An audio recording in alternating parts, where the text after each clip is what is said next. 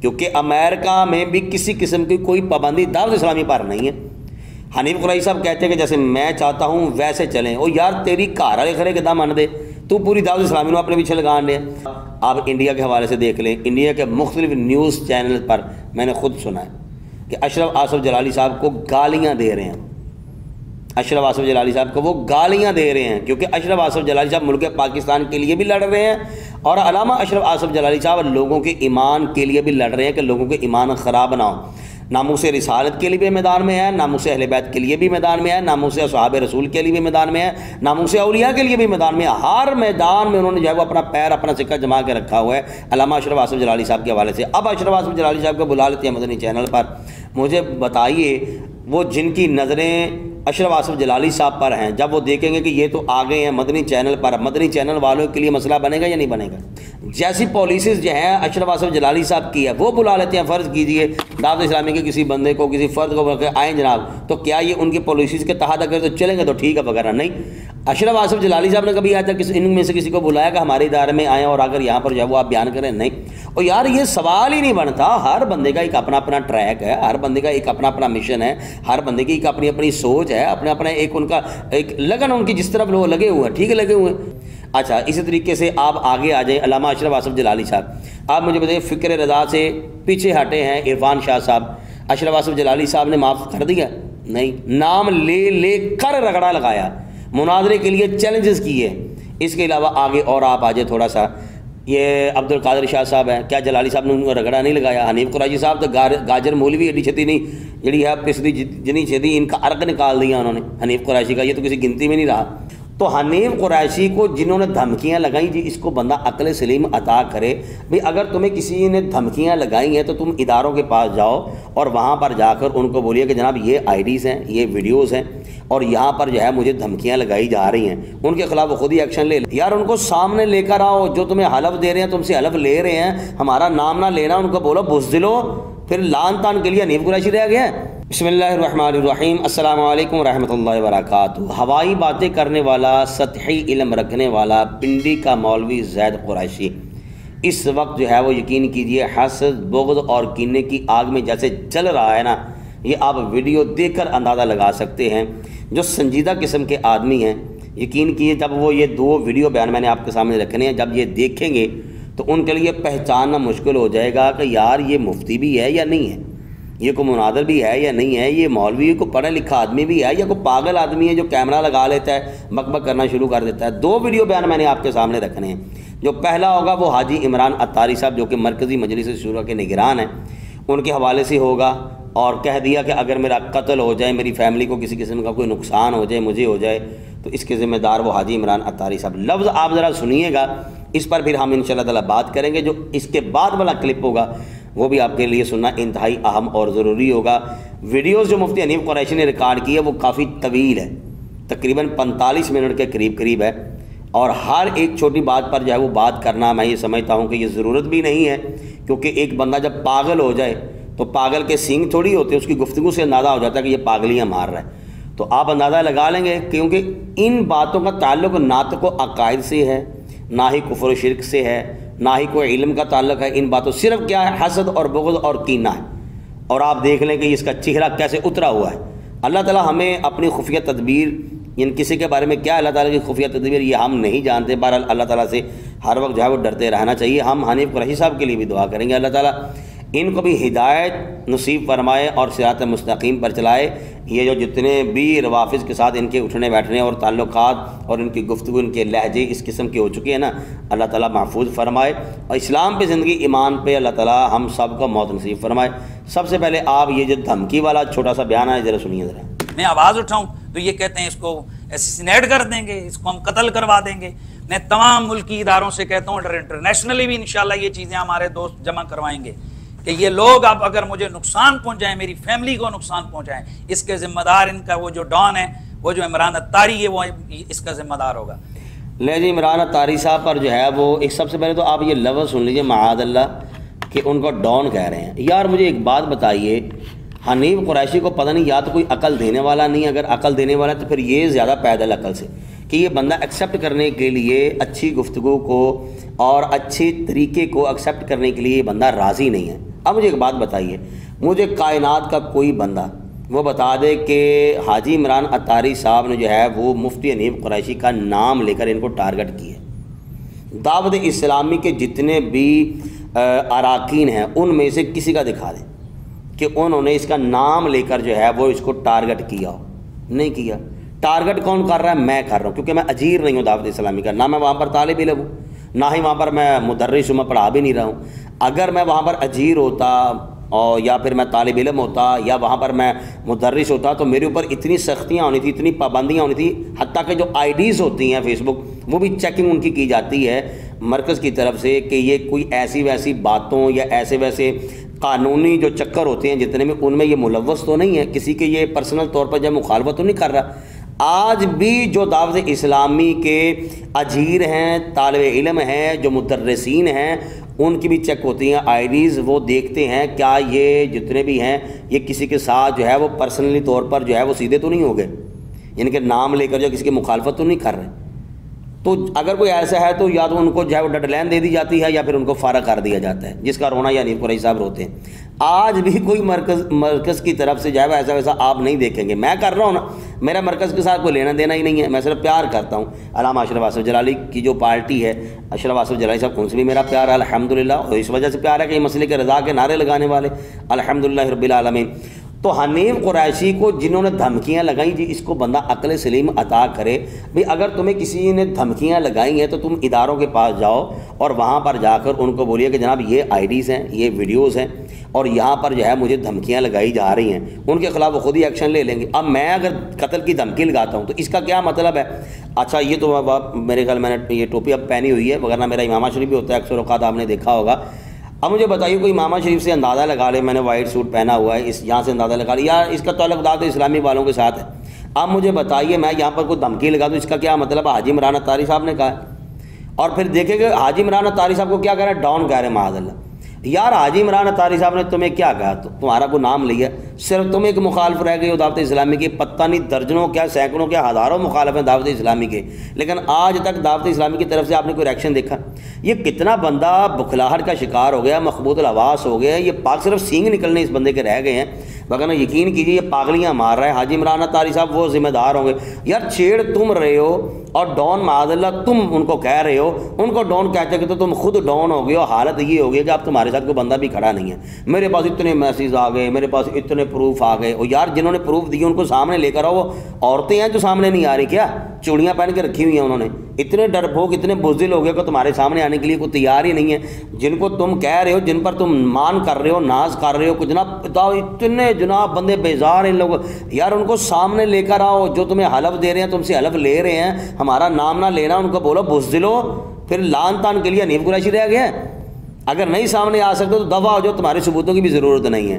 خیر یہاں پر میں حنیف قریشی صاحب سے یہ کہنا چاہوں گا، حنیف قریشی صاحب یہ کتنی بڑی آپ کی، میں یہ کہوں گا کہ حماقت کہہ لیں اس کو، جو بھی برے سے برا نام دے سکتے ہیں آپ، اس کو برے سے برا نام دے سکتے ہیں کہ یار آپ کہاں حاجی عمران اتاری صاحب وہاں پر جاؤ کہہ رہے کہ جب مجھے کسی قسم کا کوئی نقصان ہو گیا اس کے ذمہ دار جو ہیں وہ حاجی عمران اتاری صاحب۔ میں ریکارڈ کر رہا ہوں اس وقت جو ہے مخالفت کے لحاظ سے حنیف قریشی، اب کل کو مجھے ہو جائے تو میں اس کا مطلب اعلان کر دوں یہ حنیف قریشی نے کروایا، اور یار کو پروف کو ثبوت کو یہ وہ اتنا بھی بندے کو گھرا ہوا نہیں ہونا چاہیے۔ ناظرین یہ آپ نے جو ہے وہ یہ سنا ہے چھوٹا سا، تو میں یہاں پر جو ہے وہ ایک اور جو ہے وہ چھوٹا سا ویڈیو کلپ جو ہے وہ آپ حضرات کے سامنے رکھنے جا رہا ہوں، یہ ذرا آپ غور سے دیکھیے گا، پھر اس پر ہم انشاءاللہ تعالی بات کرتے ہیں۔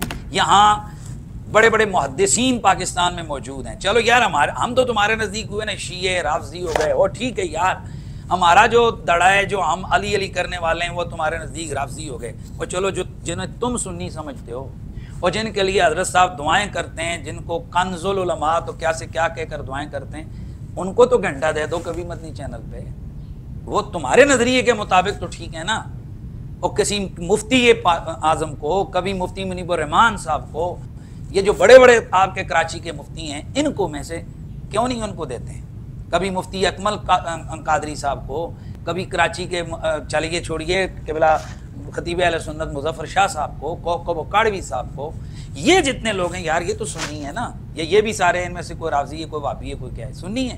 اگر یہ سنی ہے تو ان کے لیے کیوں دروازے مدنی چینل کے بند ہیں؟